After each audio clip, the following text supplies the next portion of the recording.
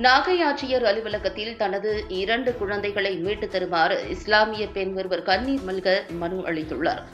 கணவர் தனக்கு கொலை மிரட்டல் விடுவதாகவும் பரபரப்பு குற்றச்சாட்டை முன்வைத்துள்ளார். நாகை மாவட்டம் வேதாரண்யம் தோப்புத்துறை பகுதியைச் சேர்ந்த ஜெரீனா என்ற இஸ்லாமிய பெண் தனது 2 குழந்தைகளை மீட்டுத் தருமாறு மாவட்ட ஆட்சியர் அலுவலகத்தில் மனு அளித்துள்ளார். இவரது கணவரான மணிதாஸ் என்கின்ற இப்ராஹிம் தமிழ்நாடு மின்சார வாரியத்தில் இளநிலை பொறியாளராக பணிபுரிந்து வருகிறார்.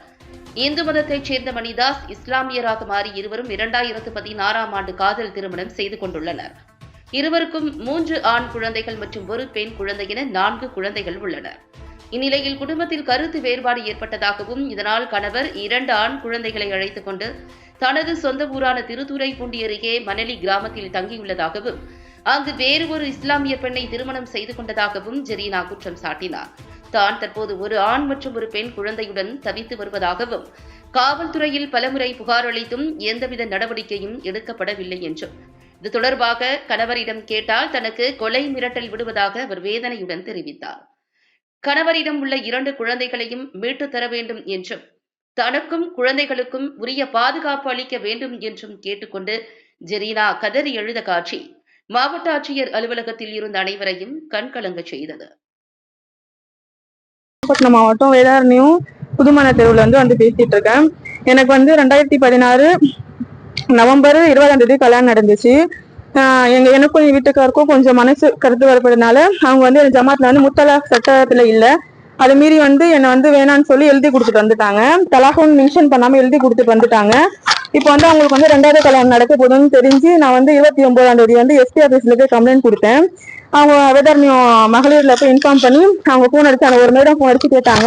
கேட்டதுக்கு அவங்க நான் ட்ரைனிங்ல இருக்கேன் சென்னையில, எனக்கு கல்யாணம் இல்லை அப்படின்னு சொல்லிட்டாங்க. 30ஆம் தேதி கல்யாணம் தெரிஞ்சு நான் ஃபாலோ பண்ணிட்டு 2 கார் எடுத்துட்டு போனேன். போய் என்னால அங்க நாகூர் திருட்டு கல்யாணம் பண்ணிட்டாங்க. அங்க எமர்ஜென்சிக்கு 100க்கெல்லாம் கால் பண்ணி இன்ஃபார்ம் பண்ணி போலீஸ் போயும் கல்யாணம் நிப்பாட்ட முடியல. அதோட 30ஆம் தேதி நான் எஸ்பி ஆபீஸ்ல கம்ப்ளைண்ட் கொடுத்துருக்கேன். கொடுத்தும் அவங்க வேதாரண்யம் மகளிர்ல ஒப்படைச்சிருக்காங்க. அங்க இன்னும் எனக்கு சட்ட ரீதியா எந்த நடவடிக்கையும் இந்த ரெஸ்பான்ஸும் பண்ண கிடையாது. எனக்கு 4 குழந்தைங்க இருக்கு. 3 ஆண் குழந்தைங்க, 1 பெண் குழந்தை, ட்வின்ஸ் 2 இப்ப பிறந்து 2 குழந்தை ஆண் குழந்தை அவங்க கிட்ட இருக்கு. ஒரு கால் ஆபரேஷன் பண்ணிருக்கேன், போன மாசம் தான் ஆபரேஷன் பண்ணிருக்கேன். இப்ப அவங்க 2வது கல்யாணம் பண்ணிட்டு இருக்காங்கம்மா. திருவாரூர் மாவட்டம் திருத்துறைப்பூண்டி மணலில இருக்காங்க. எங்களுக்கு இப்ப நியாயம் வேணும். எனக்கு பாதுகாப்பு கிடையாது. அந்த வீட்டுல என் கணவர் அந்த வீட்டுல போய் எங்காச்சும் போலீஸ் ஸ்டேஷன் எல்லாம் போனேன்னா உன்னை தலையை வேலையில இருக்க ஈபிலேயே இருக்காங்க, வேலையில இருக்கனால பாக்குறேன், இல்லைன்னா தலையை விட்டு தனியா வச்சிருவேன் அப்படின்னு கொலை மிரட்டல் கொடுக்குறாங்க. என்னோட கணவரோட அண்ணன் ஒரு நாள் ஜமாத்து மூலமா எங்க ஊர் வாணியம்படியில பேச வந்தாங்க. பேச எனக்கு அம்மா அப்பா அக்கா தங்கச்சிங்க யாருமே கிடையாது. இருந்திருந்தா அவங்க கேட்டிருப்பாங்க எப்படி இப்படி விட்டுருக்காங்க 4 குழந்தைங்க.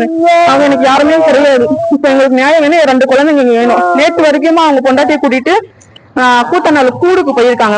என் 2 பிள்ளைங்களை அழைச்சிட்டு போக கிடையாது.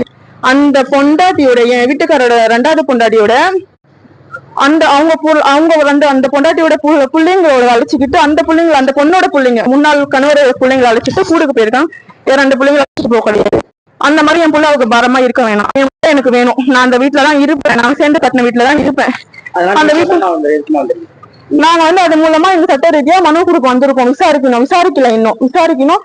எங்களுக்கு நியாயம் வேணும். எங்களுக்கு பாதுகாப்பு வேணும். எங்களுக்கு பாதுகாப்பு வேணும். எங்களுக்கு அந்த வீடு என் பிள்ளைங்களோட அந்த வீட்டுலதான் நாங்க இருப்போம். ஜமாத்து இல்ல எதுவுமே. எனக்கு வாணியின்படி, அதனால தோப்புத்தர் ஜமாத்து சம்மந்தம் இல்லை. அதுக்கும் சம்மந்தம் இல்லை. அவங்க நடவடிக்கை எடுக்க மாட்டேன்னு சொல்லிட்டாங்க. என் பேரு ஜெரீனா.